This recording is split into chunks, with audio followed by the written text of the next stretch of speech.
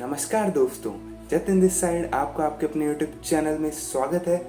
तो यहाँ पर हम बात करेंगे फाइनेंस से रिलेटेड, सेल्फ ग्रोथ, मोटिवेशन और सब कुछ। तो आज हम बात करेंगे स्टॉक मार्केट के बारे में। स्टॉक मार्केट क्या होता है, सेंसेक्स निफ्टी आपने बड़ा सुना होगा, आजकल न्यूज़ में भी चल रहा है। तो सब जानेंगे, अगर नहीं जानते तो जान लेंगे। तो चलिए शुरू करते हैं। तो शुरुआत करते हैं, what is stock market. Stock market क्या होता है? Stock market is also known as share market और इक्विटी मार्केट। इसको शेयर मार्केट और इक्विटी मार्केट के नाम से भी जाना जाता है। तो हम इसको एक एग्जांपल के थ्रू समझ रहे होंगे। हम इसको सब्जी मंडी से कंपेयर करेंगे, दैट इज वेजिटेबल मार्केट। सब्जी मंडी में क्या होता है, हम जाते हैं, वहाँ पे काफ़ी सारी शॉप्स होती हैं सब्जियों की, जहाँ से हम सब्जियाँ खरीदते हैं और जो शॉप का ऑनर है वो हमें सब्जियाँ बेचता है। मतलब वहाँ पे क्या सब्जियों की ट्रेडिंग हो रही है, that is buying and selling of vegetables. Okay, तो सिमिलरली स्टॉक मार्केट क्या है? ये एक मार्केट है जहाँ पे स्टॉक्स की ट्रेडिंग हो रही होती है, that is buying and selling of stocks. जो स्टॉक्स जिनको खरीदने हैं और जिनको बेचने हैं उनके बीच में इंटरेक्शन हो रहा होता है स्टॉक मार्केट के अंदर। अब एक टर्म आती है स्टॉक एक्सचेंज। स्टॉक एक्सचेंज क्या होता है? तो अभी हमने स्टॉक मार्केट को सब्जी मंडी से कंपेयर किया। अब सब्जी मंडी के अंदर क्या होती है, दुकानें होती हैं जहाँ पे सब्जियां खरीदी और बेची जाती हैं। सिमिलरली स्टॉक मार्केट के अंदर स्टॉक एक्सचेंज होता है जहाँ पे स्टॉक्स खरीदे और बेचे जाते हैं। बेसिकली क्या होता है, स्टॉक एक्सचेंज में कंपनीज लिस्टेड होती हैं और हम उन लिस्टेड कंपनीज के स्टॉक्स खरीद और बेच सकते हैं। अब इंडिया के अंदर बेसिकली दो स्टॉक एक्सचेंज हैं, एक है बॉम्बे स्टॉक एक्सचेंज, एक है नेशनल स्टॉक एक्सचेंज। तो इनके बारे में समझते हैं कि करके क्या है बीएसई और क्या है एनएसई। तो Bombay stock exchange was founded in 1875। ये इंडिया का सबसे पुराना स्टॉक एक्सचेंज है, बल्कि इंडिया ही नहीं पूरे एशिया का सबसे पुराना स्टॉक एक्सचेंज है बीएसई। वहीं पे NSE that is national stock exchange, it was founded in 1992। Okay, अब बात करते हैं कितनी कंपनीज लिस्टेड है। तो हमारे बीएसई पे अबाउट 5400 कंपनीज लिस्टेड है। अब ये वेरी करता रहता है, कोई कंपनी डिलिस्ट होगी, कोई नई कंपनी आके लिस्ट होगी, कुछ पे क्वेरीज चल रही हैं, बट अभी about 5400 companies are listed on BSE. वहीं पे एनएसई की बात करें तो हमारे नेशनल स्टॉक एक्सचेंज पे अबाउट 1900 कंपनीज लिस्टेड है। ये भी वेरी करता रहता है क्योंकि कोई नई कंपनी आकर लिस्ट होगी और जैसे कोई कंपनी पुरानी डिलिस्ट होगी। Okay, so these are the number of companies listed on BSE and NSE. अब इन दोनों का क्या होता है, इंडेक्स होता है। स्टॉक बीएसई का क्या इंडेक्स होता है, सेंसेक्स। आपने ये टर्म सुनी होगी आई थिंक कई बार, सेंसेक्स। तो ये किसका इंडेक्स है, बॉम्बे स्टॉक एक्सचेंज का। वही नेशनल स्टॉक एक्सचेंज का इंडेक्स होता है निफ्टी। अब इंडेक्स क्या होता है सेंसेक्स निफ्टी, उसके बारे में समझते हैं। तो बीएसई और एनएसई में फ़र्क क्या है? बेसिकली फ़र्क कुछ नहीं है, बस अब बीएसई में कुछ कंपनीज लिस्टेड होती है और एनएसई में कुछ अलग कंपनीज लिस्टेड होती है। काम दोनों में वही हो रहा होता है, कंपनीज के स्टॉक्स खरीदे जाते हैं और बेचे जाते हैं। बस कुछ कंपनीज कॉमन भी होती हैं, बल्कि काफ़ी नंबर ऑफ कंपनीज कॉमन भी मिल जाएंगे आपको जो बॉम्बे स्टॉक एक्सचेंज पे लिस्टेड है और नेशनल पे भी लिस्टेड है। ओके, अब इंडेक्स की बात करते हैं। इंडेक्स क्या होता है? अब हमें पता कैसे चल रहा होता है कि मार्केट ऊपर जा रही है और अब मार्केट नीचे जा रही है? तो ये हमें पता चल रहा होता है इंडेक्स के थ्रू। इंडेक्स क्या होता है, ग्रुप ऑफ कंपनीज को मिला के एक इंडेक्स बना दिया जाता है जो हमें बेसिकली ये बता रहा होता है कि वो कंपनीज कैसा परफॉर्म कर रही है। अगर वो अच्छा परफॉर्म कर रही है तो मतलब मार्केट ऊपर जा रही है, अगर वो बेकार परफॉर्म कर रही है ओवरऑल तो मार्केट नीचे जा रही है। ओके, अब जो बॉम्बे स्टॉक एक्सचेंज है उसका जो मेन इंडेक्स होता है वो होता है सेंसेक्स, और जो हमारा एनएसई है नेशनल स्टॉक एक्सचेंज, उसका मेन इंडेक्स होता है निफ्टी, दैट इज निफ्टी 50 भी बोलते हैं इसे। ओके, तो अब बात करते हैं सेंसेक्स और निफ्टी के बारे में। सेंसेक्स क्या होता है, स्टॉक एक्सचेंज सेंसिटिव एक्सचेंज, इसकी फुल फॉर्म कह सकते हैं एक तरह से। तो सेंसेक्स क्या होता है, जो इंडिया की टॉप 30 कंपनीज है जो कि बीएसई पे लिस्टेड हैं, उनको एक कंबाइन करके एक इंडेक्स बना दिया जिसे हम सेंसेक्स बोलते हैं। अब सेंसेक्स अगर नीचे जा रहा है तो जो टॉप 30 कंपनीज है जो बीएसई पे लिस्टेड है, मतलब उनकी परफॉर्मेंस ओवरऑल डाउन चल रही है।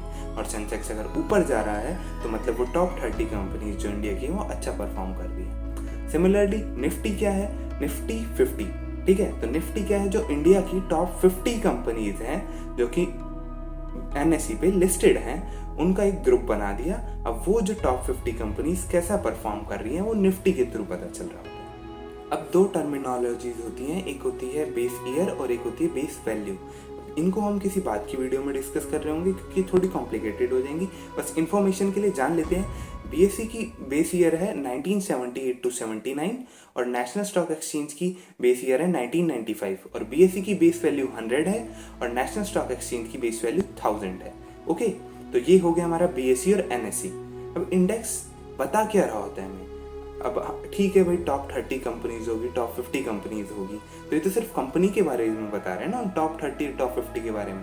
कंट्री के बारे में क्या पता चल रहा है? नहीं, जो इंडिया की टॉप 30 कंपनीज है, टॉप 50 कंपनीज है, उनका हमारी इकोनॉमी में एक बहुत बड़ा कंट्रीब्यूशन होता है, एक मेजर कंट्रीब्यूशन होता है। तो अगर वो डाउन चल रही है तो वो मतलब देश की इकोनॉमी डाउन चल रही है। वो अगर अच्छा परफॉर्म कर रही है तो मतलब हमारी कंट्री की इकोनॉमी अच्छा परफॉर्म कर रही है। तो इन इंडेक्स के थ्रू सेंसेक्स हो गया, निफ्टी हो गया, हमारी कंट्री की इकोनॉमी का पता चलता है कि इकोनॉमी की कंडीशन कैसी है, इकोनॉमिकल कंडीशन कैसी है हमारी की, मार्केट के सेंटीमेंट्स कैसे हैं, भाई लोग पैसा डाल रहे हैं मार्केट में, निकाल रहे हैं। तो ये हमें इंडेक्सेस के थ्रू पता चल रहा होता है। चलो ठीक है भाई, आपने बेसिक्स तो बता दिए भाई, स्टॉक मार्केट क्या होता है, स्टॉक एक्सचेंज क्या होता है, बीएसई, एनएसई, निफ्टी, सेंसेक्स। अब खरीदे कैसे स्टॉक्स? भाई बीएसई एनएसई जाना पड़ेगा क्या? वो तो मुंबई में है, चलो मुंबई घूम लेंगे, चलते हैं। अरे भाई रुक जा, नहीं जाना बीएसई एनएसई, ठीक है। स्टॉक्स खरीदने के लिए एक्चुअली क्या होता है, हमें एक इंटरमीडिएट की जरूरत होती है जिसे हम ब्रोकर बोलते हैं, स्टॉक ब्रोकर। अब भाई ये ब्रोकर मेरे लिए क्यों खरीदेगा? इसको क्या मिल रहा है? उसको मिल रही होती है ब्रोकरेज फीस, जिसे कमीशन भी कह सकते हैं, ठीक है। एक मिनिमल सी अमाउंट होती है, नॉर्मली सबकी सेम ही होती है जनरली सभी ब्रोकर्स की, ठीक है। वो हमसे ब्रोकरेज फीस लेते हैं और हमारे लिए, हमारे बिहाफ पे स्टॉक्स खरीदते हैं और बेचते हैं जैसा कि हम उन्हें ऑर्डर देते हैं। ओके, अब ऑर्डर कैसे देंगे, ब्रोकर कहाँ से मिलेगा, बताएंगे भी, सब्र करो। अब भाई ब्रोकर तो हो गया, वो और क्या क्या चाहिए होता है अकाउंट खोलने के लिए, एक बार में बता दो। ठीक है, मैं बता रहे हैं। तो एक और चाहिए होता है ट्रेडिंग अकाउंट, एक चाहिए होता है डीमैट अकाउंट। ट्रेडिंग अकाउंट क्या होता है? नाम से पता चल रहा है, ट्रेड करने के लिए जो यूज होता है, मतलब स्टॉक्स को बेचने और खरीदने के लिए जो यूज होता है, ठीक है। अब हम बैंक के पास अकाउंट खुलाते हैं, सिमिलर वे में हम ट्रेडिंग अकाउंट अपने ब्रोकर के पास खुलाते हैं, जिसके थ्रू हम भाई स्टॉक्स को खरीद और बेच सकें। ओके, ट्रेडिंग अकाउंट की बात होगी। अब डीमैट अकाउंट क्या होता है? डीमैट अकाउंट होता है जहाँ पे हम, अब मैंने स्टॉक्स को खरीद लिया, तो खरीद के मुझे कहीं पे स्टोर भी तो करना पड़ेगा स्टॉक्स को, तो उसके लिए चाहिए होता है डीमैट अकाउंट। डीमैट का मतलब क्या है? डीमैटेरियलाइज्ड, मतलब स्टॉक्स क्या है, इसमें डीमैटेरियलाइज्ड फॉर्म में स्टोर होते हैं, मतलब इलेक्ट्रॉनिक फॉर्म में स्टोर होते हैं, ना कि किसी फिजिकल फॉर्म में, ठीक है। अभी तो इलेक्ट्रॉनिक में स्टोर होते हैं। इससे 1996 से पहले डीमैट अकाउंट नहीं होते थे। तब क्या होता था, स्टॉक्स, अब मैंने किसी कंपनी का स्टॉक खरीदा तो डीमैट अकाउंट तो नहीं है, तब हमें मिलता था एक शेयर सर्टिफिकेट, जैसे ये सर्टिफिकेट मिलते हैं ना आपको स्कूल में, क्रिएटिव राइटिंग का, ऐसे अलग अलग सर्टिफिकेट मिल रहे होते हैं, तो वैसा ही एक शेयर सर्टिफिकेट होता था। उसमें लिखा होता था कब खरीदा, किस कंपनी का खरीदा, कितने नंबर ऑफ शेयर खरीदे। आपको स्क्रीन पे एक सैंपल शेयर सर्टिफिकेट दिख रहा होगा। तो शेयर सर्टिफिकेट कुछ इस प्रकार के होते थे, बट अब ये शेयर सर्टिफिकेट्स नहीं होते। अब सारे स्टॉक्स डीमैटेरियलाइज फॉर्म में ही स्टोर किए जाते हैं, ठीक है। 1996 के बाद धीरे धीरे गवर्नमेंट ने अबाउट 2018 में एक लास्ट डेट थी कि भाई जिनके पास भी शेयर सर्टिफिकेट्स बचे हैं वो अपने डीमैटेरियलाइज करा सकते हैं। उसके बाद किसी के भी शेयर सर्टिफिकेट्स डीमैटेरियलाइज नहीं होंगे। तो अब सिंपल ही बात है कि सारे शेयर्स डीमैटेरियलाइज फॉर्म में स्टोर हो रहे होते हैं। ओके भाई, ट्रेडिंग अकाउंट हो गया, डीमैट अकाउंट हो गया, ब्रोकर हो गया। अब ब्रोकर मिलेगा कहाँ से? ब्रोकर, अरे भाई किसी ब्रोकर को जानता है क्या? नहीं जानता यार, तू बता दे, तू भी नहीं जानता। भाई साहब ब्रोकर कहाँ से लाऊं? निराश क्यों हो रहा है भाई? तेरा भाई बैठा है अभी, दिक्कत मत ले, मिल जाएगा ब्रोकर। तो 1 अप्रैल 2000 से पहले तो हमें बीएसई और एनएसई ही जाना पड़ता था ब्रोकर के पास स्टॉक खरीदने या बेचने के लिए। पर उसके बाद एनएसई ने ऑनलाइन सिस्टम इंट्रोड्यूस किया। पहले तो सिर्फ अपने मेंबर्स के लिए इंट्रोड्यूस किया था, फिर धीरे धीरे टाइम के साथ सभी के लिए ऑनलाइन डिजिटल सिस्टम हो गया। ब्रोकर मिलेगा, ट्रेडिंग अकाउंट मिलेगा, डीमैट अकाउंट मिलेगा, सब घर बैठे हुआ एक सिंपल ऐप के थ्रू। ओके, तो वेरियस ऐप होते हैं जिनके थ्रू आप डीमैट अकाउंट और ट्रेडिंग अकाउंट खुलवा सकते हैं। और वहीं ब्रोकर का काम क्या कर रहा होता है, ये ऐप्स काम कर रहे होते हैं। ओके, आप ऐप में स्टॉक खरीदते हो, बेचते हो, पीछे टीम बैठी होती है वो ब्रोकर की, वो आपके लिए बीएसई और एनएसई से उसी ऑन दी सेम टाइम आपकी ट्रांजेक्शन करा देती है। ओके, अब कौन से ऐप से करें मैं बताता हूँ, रुको चलिए। ऐप का नाम है, क्या नाम है, ग्रो, ठीक है।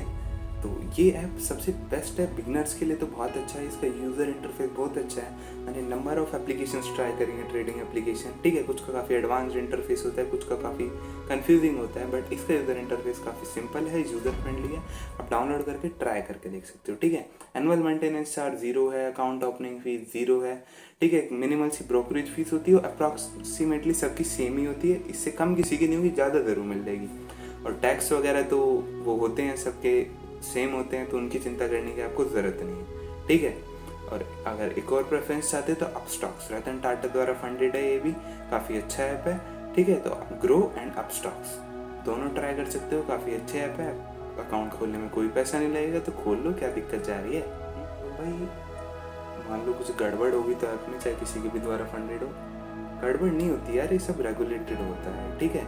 सेबी और भी कई ऑर्गेनाइजेशन है, सेबी मतलब security and exchange board of India, ठीक है।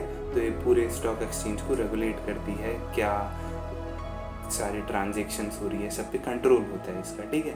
तो ऐसे फ्रॉड वगैरह कुछ नहीं होता। और कुछ लोग बोलते हैं स्टॉक मार्केट गैम्बलिंग है, जुआ है, तो बेटा नॉलेज नहीं होती ना, जिनको घुस जाते हैं मार्केट में, पैसे डूब जाते हैं, फिर बोलते हैं स्टॉक मार्केट में मत जाओ, पैसे डूब जाता है, गैम्बलिंग है। नॉलेज के साथ इन्वेस्ट करो, प्रॉपर नॉलेज के साथ, ओके। नॉलेज कहाँ पे मिलेगी? आपका भाई बैठा है, सब आएगा अगले 1 से 2 महीने के अंदर, पूरा स्टॉक मार्केट का बिगिनर टू एडवांस लेवल का कोर्स आ रहा होगा। उसके बाद आप खुद कंपनी पिक कर सकते हो कौन सी खरीदनी है। इतने और भी फाइनेंसिस पे वीडियो आ रहे होंगे, इतने आप कम से कम ऐप तो डाउनलोड करो, जाके देखो, लिंक डिस्क्रिप्शन में है। डिस्क्रिप्शन से डाउनलोड करोगे तो ग्रो डाउनलोड करोगे तो 100 रुपये आपको भी मिल रहे होंगे। तो जाओ डिस्क्रिप्शन से डाउनलोड करो और हैप्पी ट्रेडिंग जर्नी। तो आज की वीडियो में बस इतना ही। नेक्स्ट वीडियो में हम बात कर रहे होंगे कैसे ट्रेडिंग अकाउंट खोलते हैं, डीमैट अकाउंट खोलते हैं, क्या क्या डॉक्यूमेंट्स चाहिए होते हैं, ओके।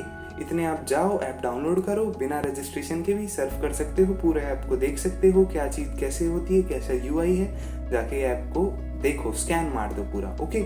मिलते हैं नेक्स्ट वीडियो में, तब तक के लिए सीखते जाओ, सिखाते जाओ, जहाँ भी जाओ फोड़ के आओ।